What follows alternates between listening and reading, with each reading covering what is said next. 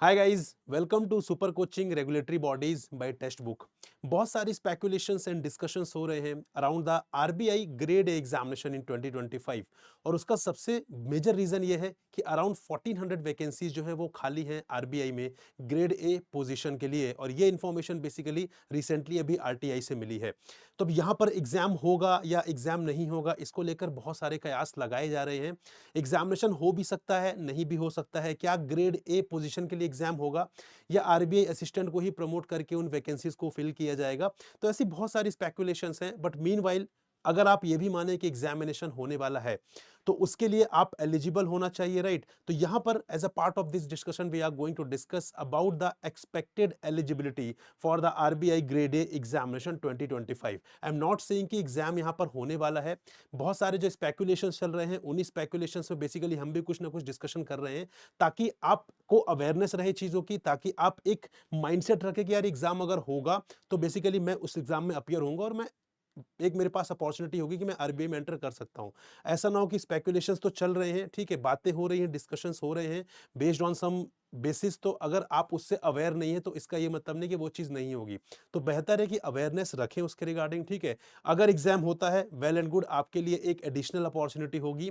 But यहां पर जो लोग ऐसा बोल रहे हैं कि या तो आरबीआई ग्रेड बी होगा या आरबीआई ग्रेड होगा, वो बहुत ही गलत है, ठीक है। क्योंकि दोनों एग्जाम अलग है। वो ग्रेड बी पोजीशन के लिए है, ये ग्रेड ए पोजीशन के लिए होगा। जिस तरीके से आज आरबीआई ग्रेड बी एग्जाम हो रहा है और असिस्टेंट का एग्जाम हो रहा है, तो हम ये नहीं बोल सकते ना कि असिस्टेंट का होगा या तो ग्रेड बी का होगा। दोनों अलग अलग पोजीशन के लिए, राइट। सिमिलरली ग्रेड ए का एग्जाम होगा तो वो ग्रेड ए पोजीशन के लिए होगा और ग्रेड बी का जो एग्जाम होता है वो ग्रेड बी पोजीशन के लिए होगा।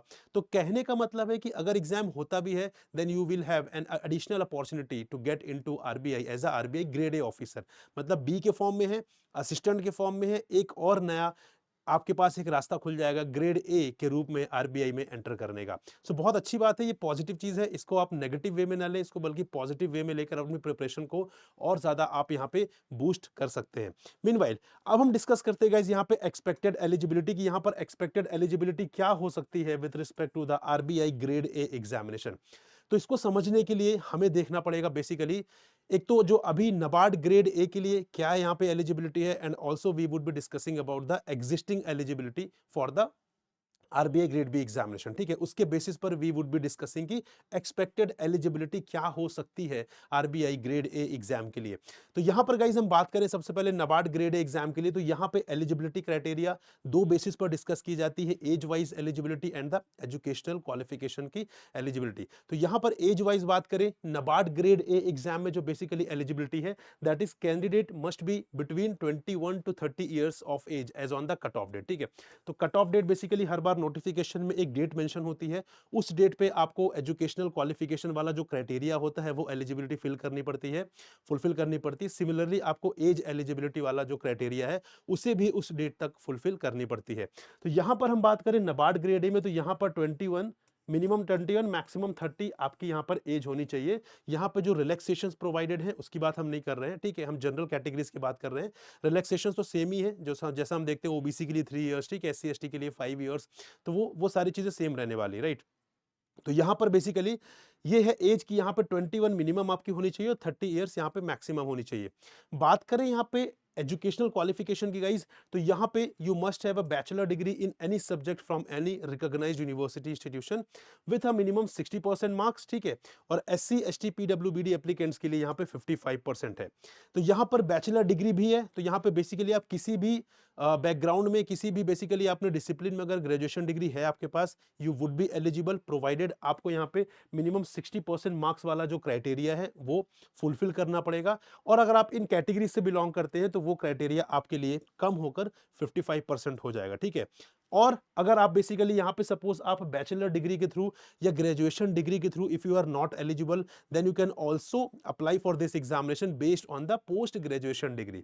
तो पोस्ट ग्रेजुएशन डिग्री के लिए या तो आपके पास कोई भी पीजी डिग्री हो या आपने एमबीए किया हो, पीजीडीएम किया हो विथ अ मिनिमम 55% मार्क्स। तो यहाँ पे जो यूआर कैटेगरी वाले कैंडिडेट हैं उनको यहाँ पे 55% मार्क्स उनके होने चाहिए पोस्ट ग्रेजुएशन में।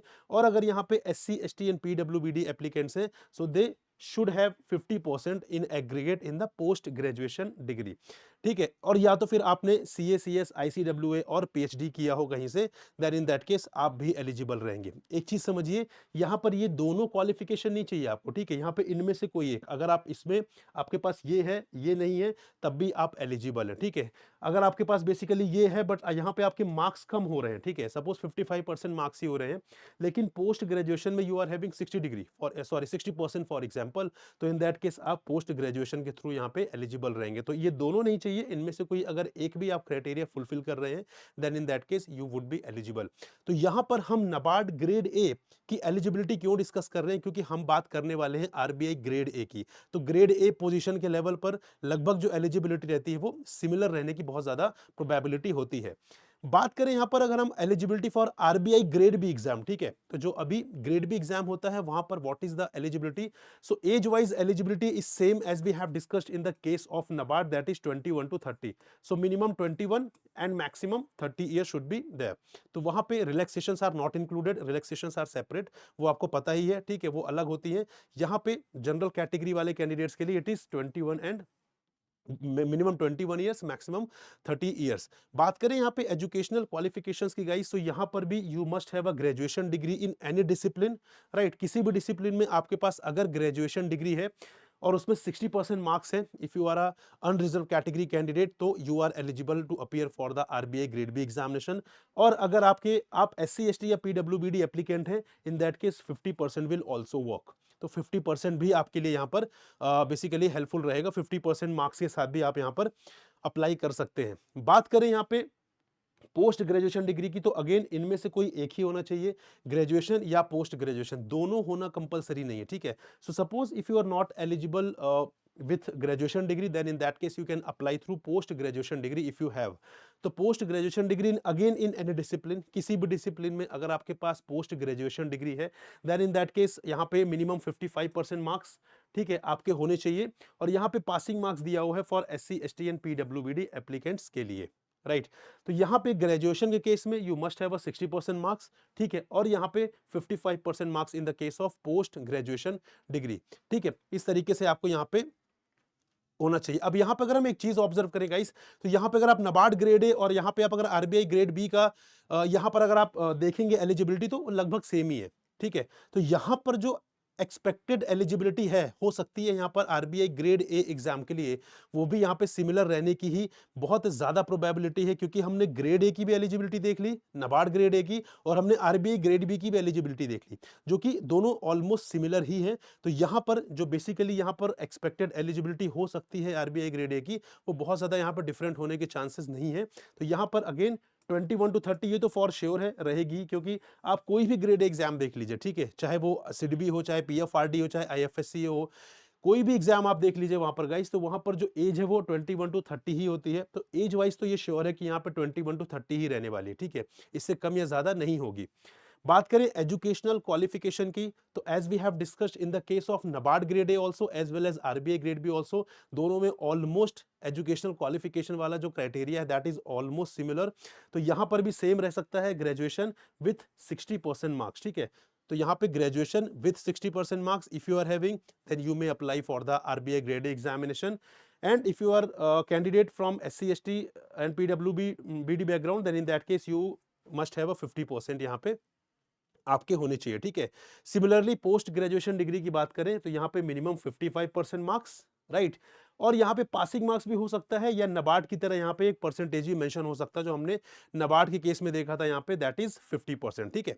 तो इट कैन बी 50% ऑल्सो, और इट कैन बी बेसिकली यहाँ पर पासिंग मार्क्स ऑल्सो। तो यहाँ पे आई डोंट थिंक इतना बहुत ज्यादा कोई फर्क पड़ेगा।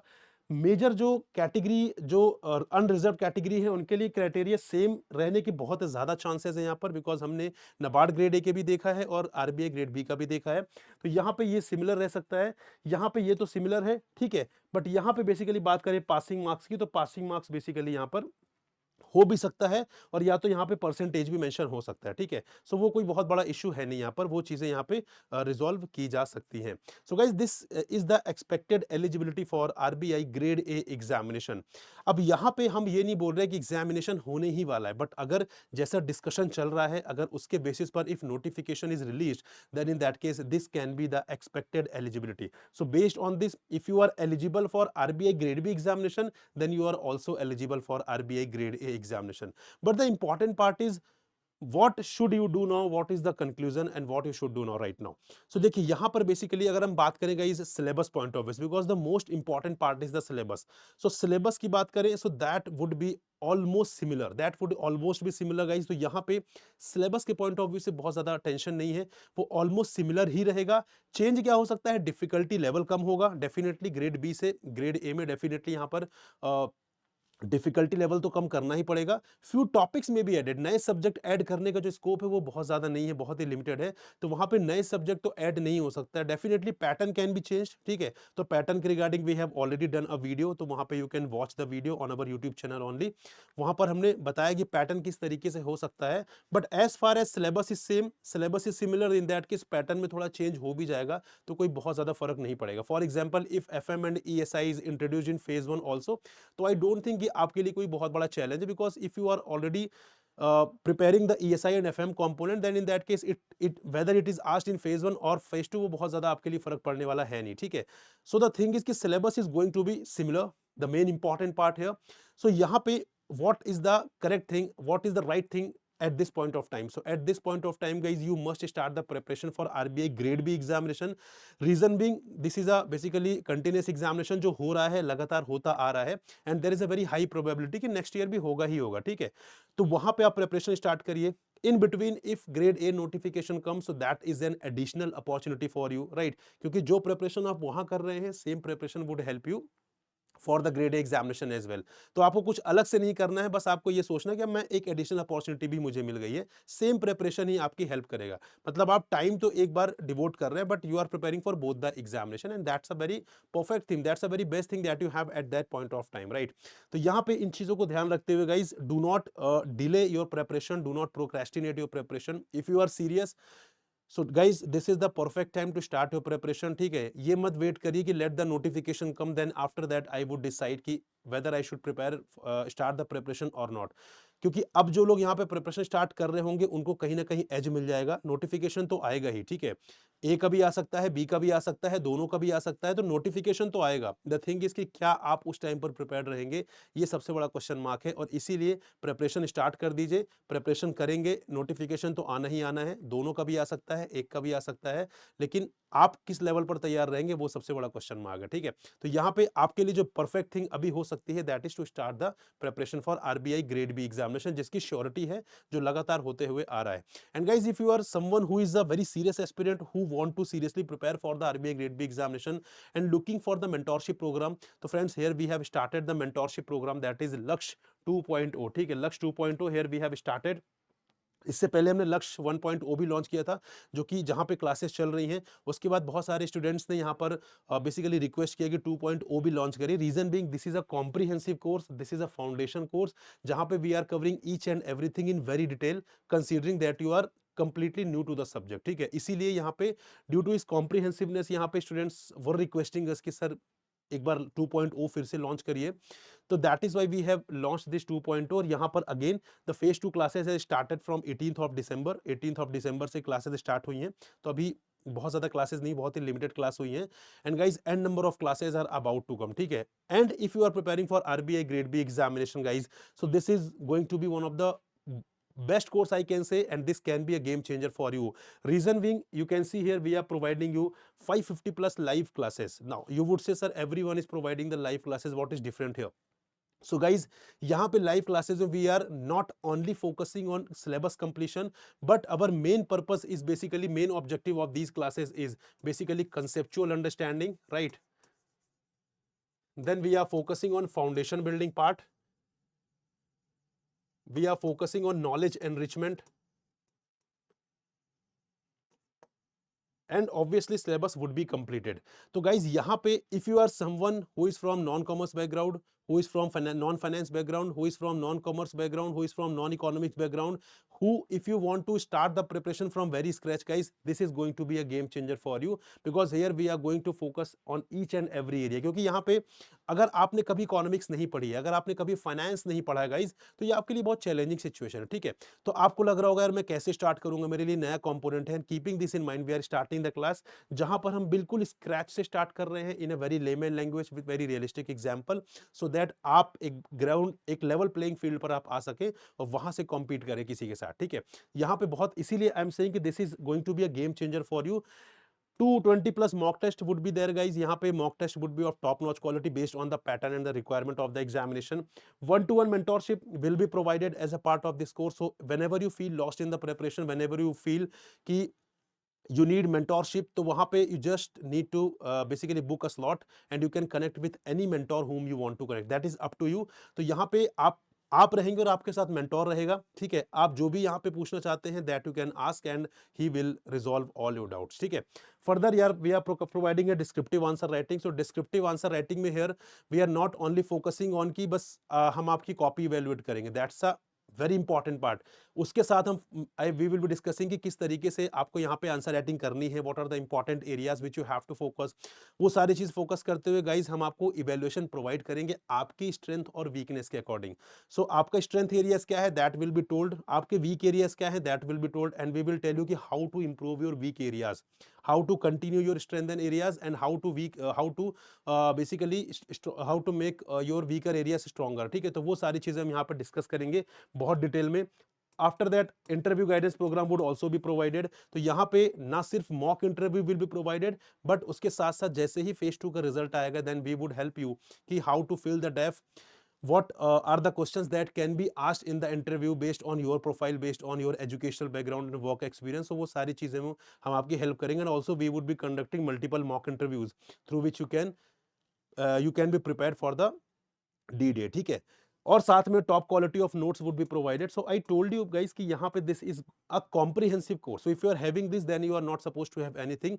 This is a complete comprehensive course from phase 1 till your selection. So each and everything would be covered here. So guys ये बहुत ही आई कैन से कि यहाँ पे गेम चेंजर बेसिकली कोर्स होने वाला है आपके लिए। एंड रीजन बीइंग गाइस यहाँ पे हम ये नहीं बोल रहे कि हम आपका सिलेबस 30 डेज में, 45 डेज में, 60 डेज में करा देंगे, दैट्स नॉट पॉसिबल, ठीक है। अगर हाँ फॉर्मेलिटी करनी then that can be done, but यहाँ पे फॉर्मेलिटी करनी नहीं है। हमारा जो ऑब्जेक्टिव वो ये है, ठीक है। और इस ऑब्जेक्टिव को फुलफिल करने के लिए we need good amount of classes, and that is why 550 plus live classes we are providing here. As far as guys यहाँ पर हम बात करें अगर प्राइसिंग की, तो यहाँ पे we are providing you a good discount here. Reason being we are basically यहाँ पे फीलिंग कि those who are seriously preparing for the examination, those who want to become officer, so cost should not be the barrier in their journey, and that is why we are providing you huge discounts. Over the discount, we are providing you the facility of coupon code through which you can have further discount. So this is a kind of facility which you can say discount over the discount, right? जो भी discount already मिल रहा है उसके ऊपर से हम आपको discount provide कर रहे हैं with the help of coupon code. So this is my name, that is Prakash Singh, ठीक है। Prakash is my name here, and that will also work as a coupon code. तो वहां पर जब you will be subscribing the course, at that point of time you can see the option of apply coupon, and वहां पे आप जाके coupon apply कर सकते हैं प्रकाश, and through which you will get the maximum possible discount, ठीक है। तो वो आपको फर्दर डिस्काउंट मिल जाएगा वहां पर, और वहां पर आपके लिए कोर्स और ज्यादा अफोर्डेबल हो जाएगा। So we are trying every possible way to make the course more affordable for you, and guys यहाँ पे believe me you will really enjoy, क्योंकि यहाँ पे चीजें आपको एग्जाम तो क्लियर करना है लेकिन आपको सीखना भी है, क्योंकि जो knowledge that you would B gaining over the period of next 5 to 6 month, that knowledge would help you through out your journey, ठीक है। आपके लिए आपके साथ हमेशा नॉलेज रहेगा और आपकी हमेशा हेल्प करेगा, और इसी चीज को ध्यान रखते हुए हमने इस कोर्स को डिजाइन किया guys. And this is my Telegram group, इसको ज्वाइन करिए so that you can get regular updates with respect to the exam and with respect to the important YouTube session. And guys the link of the course is given in the description, click on the link, check all the deliverables that we are providing, and उसके बाद if you feel that this course is basically suitable for your preparation then you can subscribe for the course. And classes have already started here, so उसको basically पढ़ना start कर दिए, preparation start कर दीजिए, and do use the coupon code in order to have further discount, in order to have more affordable course. So this is all with respect to the discussion guys. I hope you enjoyed the discussion. We'll meet in another informative video. Till then, goodbye and happy learning guys.